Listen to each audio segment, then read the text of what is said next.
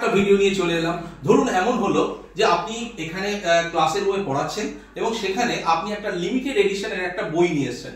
তো আমার কাছে দেখুন একটা চেতন ভগতের একটা 11 রুলস ফর লাইফের একটা বই আছে।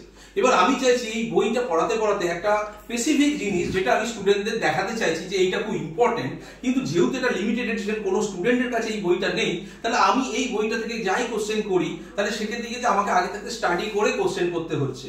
কিন্তু এখানে একটা অ্যাডভান্টেজ আছে, আপনি যদি চান আপনি নিজে ইনস্ট্যান্ট এই ধরনের বই থেকে কোশ্চেন করবেন, তাহলে কিভাবে করবেন সেটা দেখে নিন। এখানে প্রথমে যেটা করতে হবে, আপনাকে ডকুমেন্টস এর মধ্যে ওয়্যারলেস মিডিয়া যেটা আমাদের এই টুলসটা আছে, এই টুলসটা ইউজ করতে হবে। আপনার মোবাইলের স্ক্যানারটা করে নিতে হবে প্রথমে। এবার যেই স্ক্যানারটা আপনি অন করবেন, আপনি দেখুন আমি এখান থেকে যে কোনো একটা পেজ আমি নিলাম, নিয়ে এইবার এই স্ক্যানার দিয়ে যখন স্ক্যান করব, দেখুন স্ক্যানার থেকে স্ক্যান হয়ে গেছে। আমি এটাকে ওপেন লিংক করব। ওপেন লিংক করার পরে আমি এখান থেকে চাইলে ইনস্ট্যান্ট এই বইটার ইমেজটা আমি এই বোর্ডের মধ্যে পাঠিয়ে দিতে পারি। তো চলুন দেখে নিই এটা কিভাবে হচ্ছে। তো আমার এটা অন হচ্ছে। এবার এখানে যখনই আপনি আপলোডে ক্লিক করবেন, এখানে ক্যামেরা অপশন আসবে এবং ক্যামেরা অপশন আসার পর আপনি যদি ক্যামেরা থেকে বইটাকে যদি নিতে চান, দেখুন আমি বইটার ছবি নিয়ে নিয়েছি এবং এই বইটাকে যখনই আমি এখানে পাঠিয়ে দেবো, আপনি দেখুন এই বইটা অটোমেটিক্যালি আপনার এই পেজের মধ্যে চলে এসছে। এবার আপনার যদি এইখানটা যদি আমি ব্যাক করি, আপনি দেখুন কিছুক্ষণের মধ্যে এই বইটা আপনার ওখানে চলে এসছে।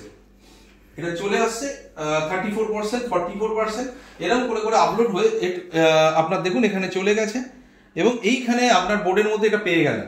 এইবার এইটা যে চলে এলো, এবার এখানে সুবিধা হচ্ছে যে এই যে বইটা আপনি পেলেন, এই বইটা থেকে আপনি কি কি করতে পারেন। দেখুন এই বইটা চলে এলো। এইবার এখান থেকে আপনি যদি চান এখান থেকে কি লিসেন জেনারেট করতে পারেন। আমি একটু লিসেন প্ল্যান জেনারেট করি এটা থেকে। আপনি দেখুন এই বইটার সম্পর্কে আমার কোনো আইডিয়া নেই, বাট এই বইটা থেকে আপনি কিন্তু একটা লিসেন প্ল্যান তৈরি করতে পারছেন এবং তার টপিক দিয়েছেন দেখুন ইমোশনাল ব্রেন। অটোমেটিক্যালি ওর টপিকটা সিলেক্ট করে নিয়েছে এবং এখান থেকে আপনাকে কিন্তু একটা 15-20 মিনিটের একটা পিপিটি জেনারেট করে দিচ্ছে। তাহলে কেমন লাগলো এই ভিডিওটা অবশ্যই জানাবেন। আমি ভিডিওটাও দেখাবো, মানে পিপিটিটা কি জেনারেট করলো। একটা বইয়ের একটা পেজকে নিয়ে আমি একটা পিপিটি বানিয়ে নিলাম এবং সেইটাকে আমরা দেখবো যে কিভাবে হচ্ছে। ধরুন আমি এখানে ডাউনলোড হেয়ার করলাম। এবার আমি যদি এই পেজটাকে আরেকবার যদি আমি এখান থেকে বন্ধ করে দিচ্ছি এবং বন্ধ করার পর আমি দেখতে চাইছি যে এখানটায় ওই পেজের মধ্যে আমার কি কি হলো। তো আমরা যেটা করেছিলাম সেটা হচ্ছে যে এটাকে আমি যদি একটু শর্ট করে নিই, শর্ট করে রিভাইজ ফাস্ট।